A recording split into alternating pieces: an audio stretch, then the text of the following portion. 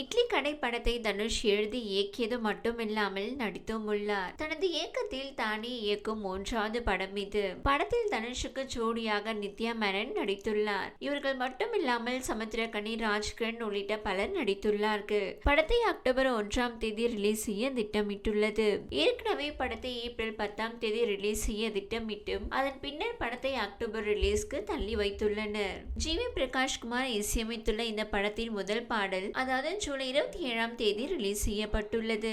என்ன சுகம் என்ற பாடல் ரிலீஸ் செய்யப்பட்டுள்ளது. பாடலை தனுஷ் எழுதியுள்ளார். மேலும் பாடலை ஸ்வேதா மோகனுடன் இணைந்து பாடவும் செய்துள்ளார். அதாவது ஜூலை 28ஆம் தேதி தனுஷ் தனது 42வது பிறந்த நாளை கொண்டாடுகிறார் என்பதால் படக்குழு தரப்பில் இருந்து முதல் பாடல் ரிலீஸ் செய்யப்பட்டுள்ளது. பாடல் செம மெலடியாக இருப்பதால் மிகவும் நன்றாக உள்ளது என ரசிகர்கள் ஜி.வி. பிரகாஷ் மற்றும் தனுஷை பாராட்டி வருகிறார்கள். என்ன சுகம் பாடல் மொத்தம் 3.48 நிமிடங்களுக்கு உருவாக்கப்பட்டுள்ளது. லிரிக் வீடியோவாக ரிலீஸ் செய்யப்பட்டு இருந்தாலும் பாடலின் இடையில் படப்பிடிப்பு தளத்தில் எடுக்கப்பட்ட வீடியோக்களும் படத்தில் இடம்பெறும் காட்சிகளும் சேர்க்கப்பட்டுள்ளது. இதில் தனுஷ் மற்றும் நித்யா மேனனுக்கு இடையிலான காட்சிகள், நித்யா மேனனுக்கு தனுஷ் நடிப்பு சொல்லிக் கொடுக்கும் வீடியோக்கள் என அனைத்தும் சிறப்பாக உள்ளது என ரசிகர்கள் பாராட்டி வருகிறார்கள். இருவரும் கிராமத்து சாயலில் இருப்பதால் அவர்களது கெட்டப்பை ரசிகர்கள் பாராட்டி வருகிறார்கள். குறிப்பாக ரசிகர் ஒருவர் எந்த விதமான கதாபாத்திரம் கொடுத்தாலும் அந்த பாத்திரமாகவே மாறும் நட்சத்திர அந்தஸ்து உள்ள நடிகர் தனுஷ் என குறிப்பிட்டு தனுஷை பாராட்டியுள்ளார்.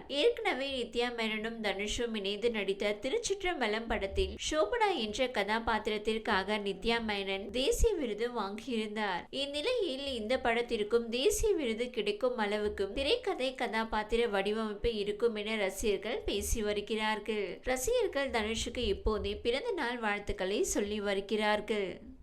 இந்த வீடியோ உங்களுக்கு பிடித்திருந்தால் லைக் செய்யுங்க. மேலும் இதுபோல் வீடியோ தொடர்ந்து பார்க்க நம்ம ஒரு சேனலை சப்ஸ்கிரைப் மற்றும் ஃபாலோ செய்யுங்க.